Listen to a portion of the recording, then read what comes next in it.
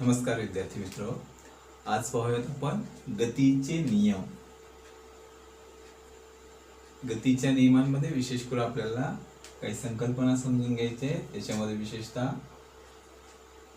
गती म्हणजे काय, विस्थापन म्हणजे काय, अंतर म्हणजे काय, त्वरण म्हणजे काय आणि न्यूटनचे गतीविषयक 1, 2, 3 असे 3 नियम, त्याबरोबर संवेग अक्षयतेचा नियम, या काही गोष्टींचा आपल्याला या धड्यामध्ये अभ्यास करायचा आहे.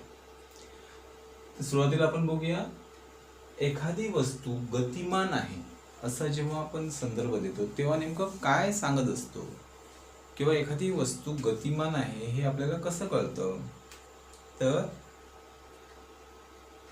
सभोवतालच्या संदर्भात, सभोवतालच्या वस्तू ज्या आहेत त्यांच्या संदर्भात आपण हा गती, एखादी वस्तू गतिमान आहे की नाही हे ठरवत असतो.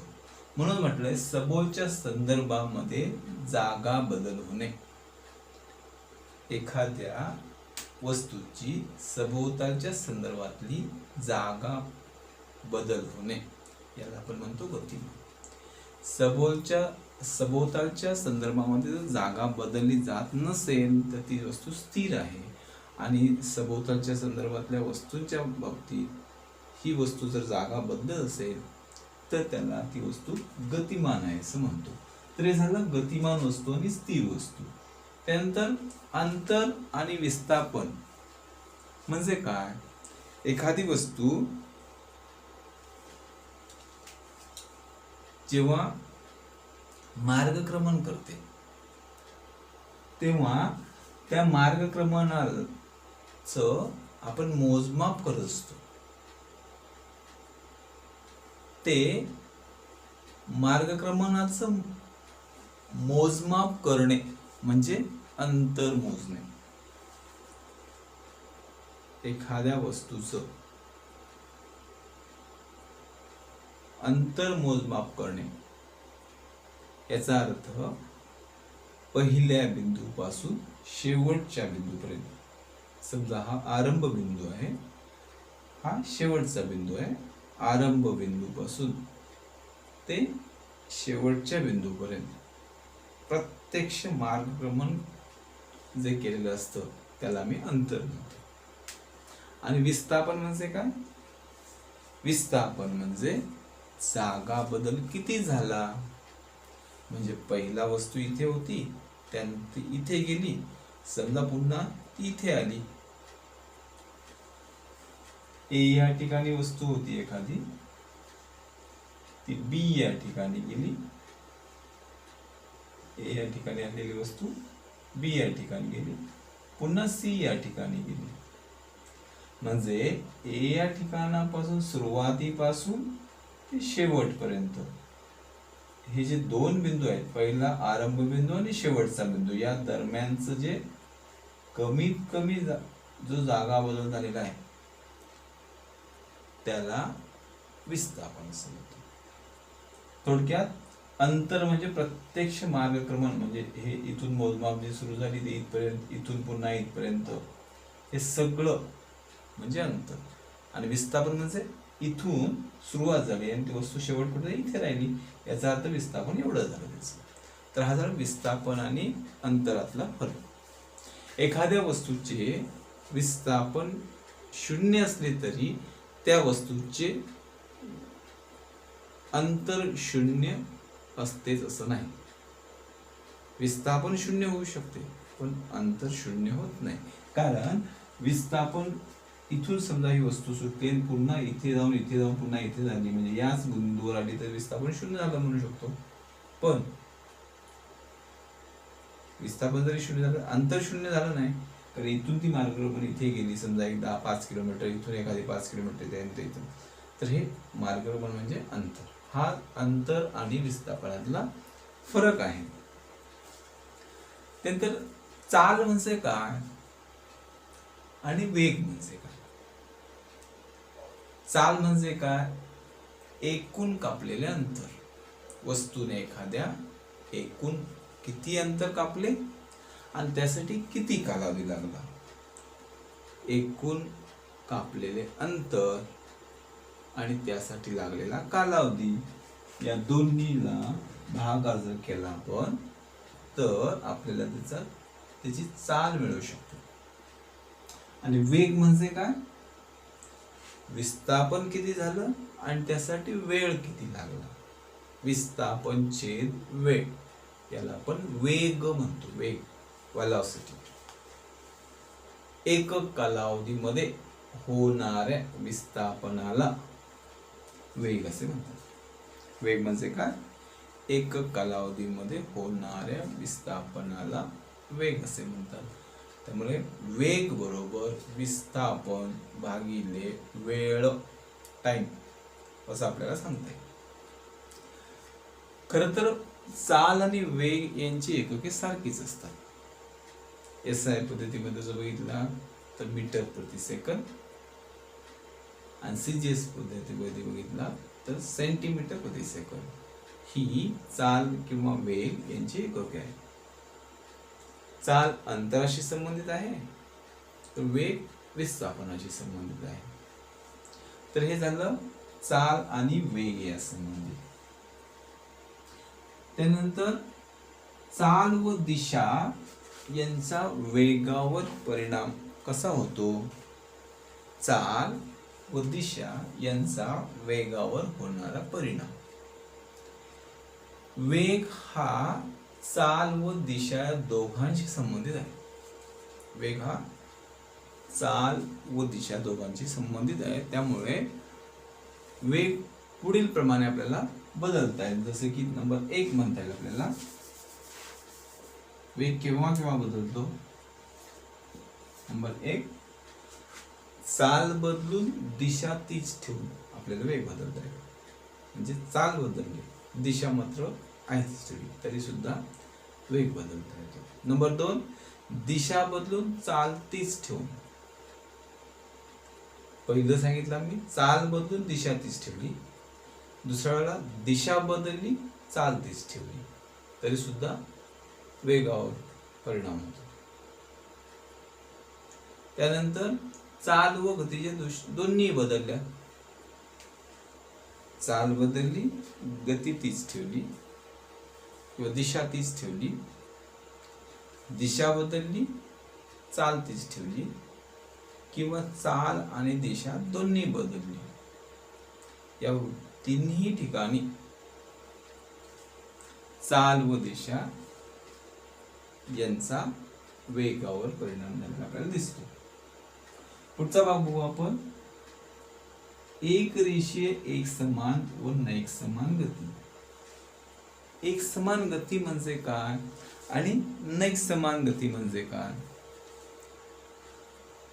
जर वस्तू समान कालावधीमध्ये समान अंतर कापत असेल, वस्तू जर समान कालावधीमध्ये समान अंतर कापत असेल, समान कालावधीमध्ये समान अंतर म्हणजे पहिल्या 5 मिनिटांमध्ये 1 किलोमीटर, दुसऱ्या 5 मिनिटांमध्ये 1 किलोमीटर, तिसऱ्या 5 किलोमीटर साठी सुद्धा पहिलं एखादं 1 किलोमीटर जाण्यासाठी 5 मिनिटं लागली, दुसरं 1 किलोमीटर जाण्यासाठी 5 मिनिटं लागली आणि तिसरं 1 किलोमीटर जाण्यासाठी सुद्धा 5 मिनिटं झाली. म्हणजे इथे समान अंतर कापण्यासाठी समान कालावधी लागला. असं जर असेल तर त्याला एक समान गती असं म्हणतो. आणि दुसरं, वस्तू समान कालावधीत असमान अंतर कापत असेल तर कालावधी समान घेतलाय आपण 5-5 मिनिटं, पण पहिल्या 5 मिनिटांमध्ये 1 किलोमीटर जाते, दुसऱ्या 5 मिनिटांमध्ये 2 किलोमीटर जाते वस्तू आणि तिसऱ्या पुन्हा 5 मिनिटांमध्ये 1.5 किलोमीटर जायचं. असमान अंतर कापत असेल, समान कालावधीमध्ये असमान अंतर कापलं जात असेल तर त्या गतीला नैक समान गती असे म्हणतात. तर पुढे त्वरण म्हणजे काय. वेग बदलाच्या दरास त्वरण असे म्हणतात. वेग बदलाच्या दरास त्वरण असे म्हणतात. त्वरण ए ह्या अक्षरांनी दर्शवतात. एक्सेलरेशन हा शब्द असल्यामुळे त्वरण बरोबर वेगातील बदल छेद काळ हे सूत्र घेता येईल. आता हा वेगातील बदल कसा काढता येईल आपल्याला. वेगातील बदल म्हणजे पहिला वेग आणि नंतर वेग, ह्या दोन्ही वेगांचा इथे विचार करावा लागतो. मग नंतरचा म्हणजे जास्तीचा असलेला वेग पहिल्या वेगातून वजा करायचा. जास्तीचा नंतरचा वेग म्हणजे तो अंतिम वेग. अंतिम वेग वजा प्रारंभीचा वेग किंवा सुरुवातीचा वेग जर वजा केला तर किती बदल झाला तो कळतो. म्हणून वेगातील बदल बरोबर अंतिम वेग वजा सुरुवातीचा वेग. अंतिम वेगासाठी व्ही अक्षर वापरतो आम्ही आणि सुरुवातीच्या वेगासाठी यू, त्यामुळे व्ही वजा यू. त्यानंतर कालावधीसाठी टी, म्हणून व्ही वजा यू छेद टी. त्वरण ए बरोबर, त्वरणाचं सूत्र आपल्याला सांगता येईल, त्वरण ए बरोबर व्ही वजा यू छेद टी, हे सूत्र सांगते. आता हे त्वरण धन असू शकतं, ऋण असू शकतं किंवा शून्य सुद्धा असू शकतं. वेग बदलाचा दर म्हणजे त्वरण म्हटलं. आता वेगातील बदल होत असताना धन त्वरण म्हणजे आधी लहान वेग जो आहे तो कमी होता, नंतर वाढला. गाडी सुरू करताना आधी वेग कमी असतो, नंतर वाढतो, धन त्वरण. गाडीला ब्रेक लावला चालत्या गाडीला तर आधीचा वेग जास्त आहे, सुरुवातीचा वेग जास्त आहे आणि नंतरचा वेग कमी झाला, ऋण त्वरण. आणि शून्य त्वरण बदलच होत नाही, त्याला शून्य त्वरण म्हणतात. ऋण त्वरणालाच मंदन असंही म्हटलं जातं. तर ह्या काही गोष्टी संबंधीची आपल्याला माहिती आहे. आता इथे सुद्धा एक समान त्वरण आणि नैक समान त्वरण. समान कालावधीमध्ये समान वेगामध्ये बदल होत असेल तर एक समान त्वरण, समान कालावधीमध्ये समान वेग बदल होत असेल तर त्याला एक समान त्वरण, आणि समान कालावधीमध्ये असमान वेगात मध्ये बदल होत असेल तर नैक समान त्वरण असं म्हणतो. तर हे झालं एक समान त्वरण आणि नैक समान त्वरण. त्यानंतर बघूया गतिविषयक समीकरणे. यापूर्वीच तुम्ही अभ्यासलेली आहे. गतिविषयक 3 समीकरणे जेव्हा आपल्याला विचारली जातात तर तेव्हा आपल्याला तिन्ही समीकरणं आपण नेहमी म्हणतो ती म्हणजे व्ही बरोबर यू अधिक ए टी, त्यानंतर एस बरोबर यू टी अधिक 1/2 ए टी चा वर्ग, व्ही बरोबर व्ही वर्ग बरोबर यू वर्ग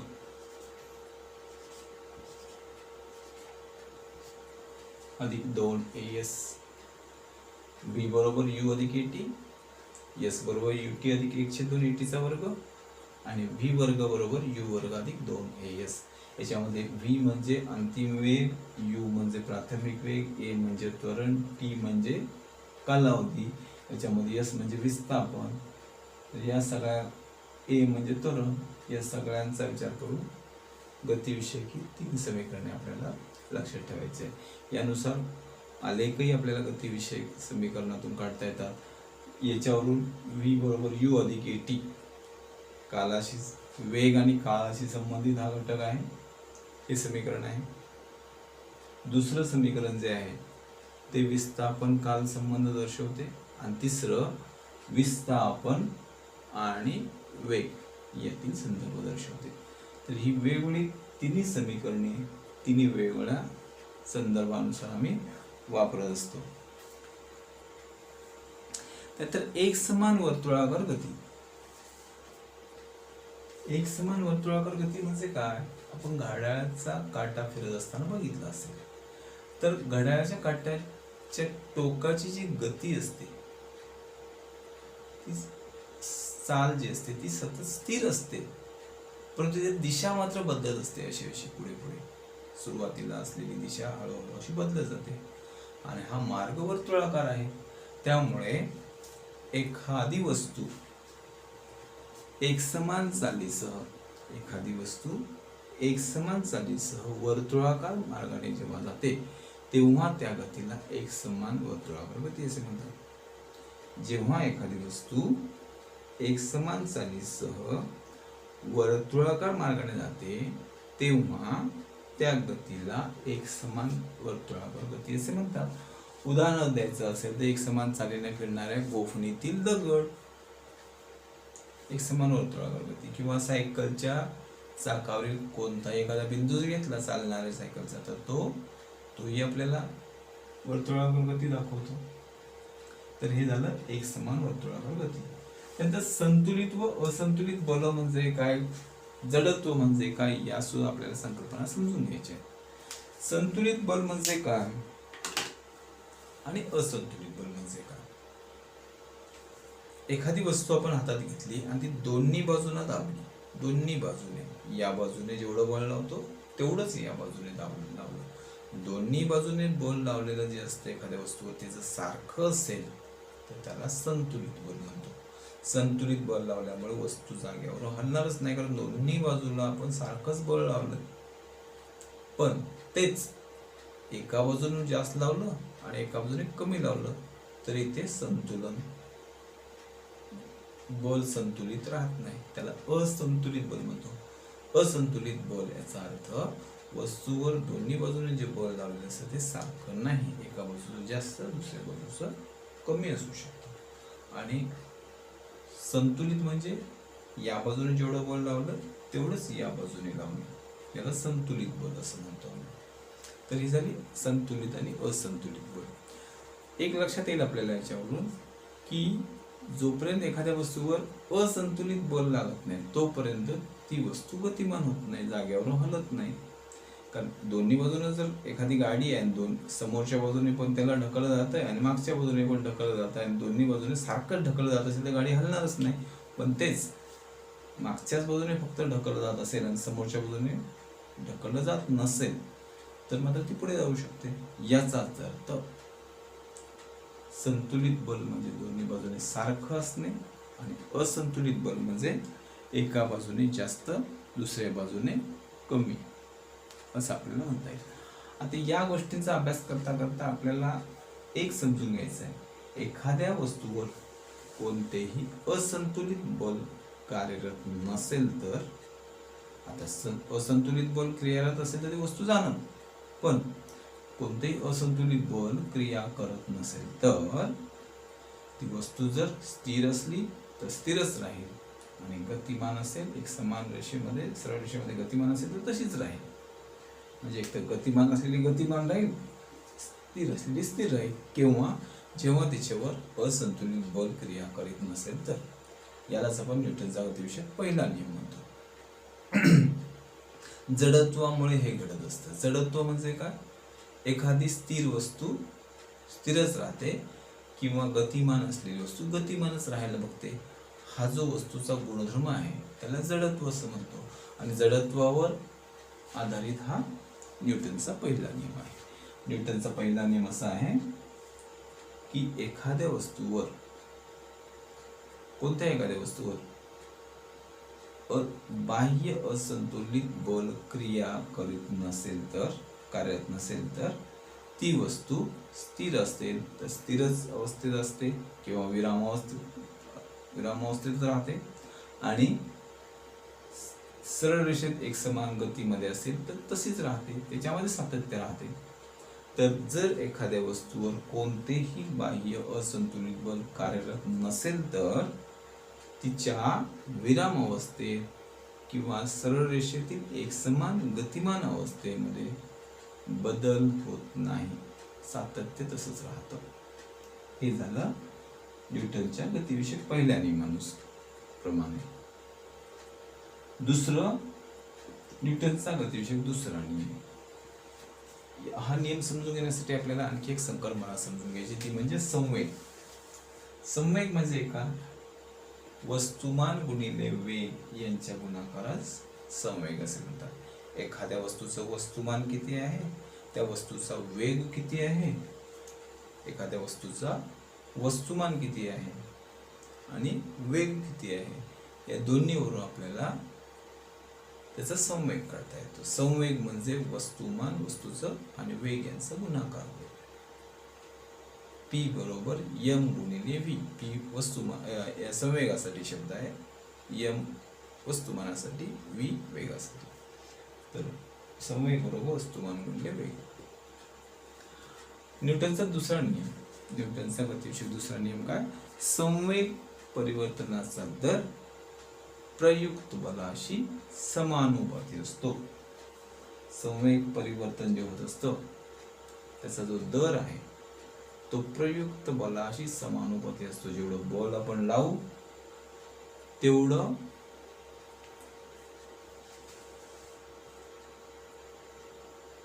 समप्रमाणामध्ये बलाशी समानुपाती असतो. संवेगाचं परिवर्तन हे जेवढं बळ लावू तेवढं होत असतं, म्हणून संवेग परिवर्तनाचा दर हा प्रयुक्त बलाशी समानुपाती असतो. आणि संवेगाचे परिवर्तन हे कोणत्या दिशेने होते? बलाच्या दिशेने होते. संवेग परिवर्तनाचा दर प्रयुक्त बलाशी समानुपाती असतो आणि संवेगाचे परिवर्तन हे बलाच्या दिशेने होत असते. तर हा झाला न्यूटनचा गतिविषयक दुसरा नियम. त्यानंतर न्यूटनचा गतिविषयक तिसरा नियम. न्यूटनच्या गतिविषयक तिसऱ्या नियमामध्ये सांगितलेलं आहे क्रिया बल आणि प्रतिक्रिया बल यांची परिमाणे सारखीच असतात पण दिशा मात्र परस्पर विरुद्ध असतात. काय सांगितलं? प्रत्येक क्रियाबल जे असतं त्या प्रत्येक क्रियाबलावर तितक्याच प्रमाणामध्ये त्याच वेळी प्रयुक्त होणारे प्रतिक्रियाबल असते अस्तित्व. एखादी जेव्हा क्रिया केली जाते तेव्हा त्या क्रियेवर प्रतिक्रिया होत असते, तितक्याच प्रमाणात त्याच वेळेमध्ये होत असते. यालाच गतिविषयक तिसरा नियम म्हणतात. प्रत्येक क्रियाबलास त्याच परिमाणाचे, समान परिमाणाचे, त्याच वेळी अस्तित्व असणारे प्रतिक्रिया बल असते. त्यांच्या दिशा मात्र परस्पर विरुद्ध असतात. या बाजूने जर क्रियाबल लागलं असेल तर त्याच्या विरुद्ध दिशेने प्रतिक्रिया बल. याच्यावर आधारित खूप काही उदाहरणे आपल्याला व्यवहारामध्ये सांगता येतील. रॉकेटचे उड्डाण जे आहे ते धूर खाली सोडला जातो, ही क्रिया. त्याच्या विरुद्ध रॉकेटचं उड्डाण म्हणजे क्रिया प्रतिक्रिया.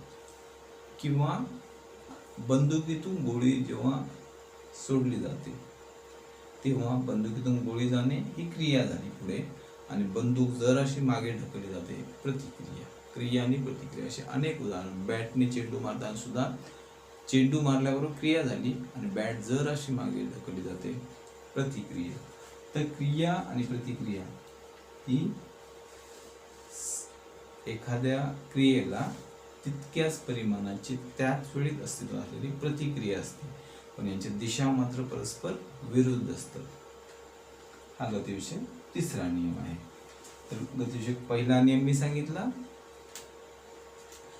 एखाद्या वस्तूवर कोणतेही असंतुलित बल क्रिया करीत नसेल तर तिच्या विरामावस्थेत किंवा सरळ रेषेतील एकसमान गतिमान अवस्थेमध्ये कोणताही बदल होत नाही, तसेच सातत्य राहते. दुसरा नियम, संवेग परिवर्तनाचा दर हा प्रयुक्त बलाशी समानुपाती असतो आणि संवेगाचे परिवर्तन बलाच्या दिशेने होते. F बरोबर ma हे सूत्र आपण घेतो. आणि तिसरं, प्रत्येक क्रियाबलास समान परिमाणाचे त्याच वेळी अस्तित्व असणारे प्रतिक्रिया बल असते. यांच्या दिशा मात्र परस्पर विरुद्ध असतात आणि यावर काही आधारित उदाहरणेही सांगितले आपण. त्यानंतर शेवटी संवेग अक्षय्यतेचा नियम म्हणजे दोन वस्तूंची जेव्हा टक्कर होते तेव्हा त्याच्या आघातापूर्वीचा संवेग आणि आघातानंतरचा संवेग हा सारखाच असतो. जेव्हा दोन वस्तूंची टक्कर होते तेव्हा त्या वस्तूंच्या बाबतीत आघात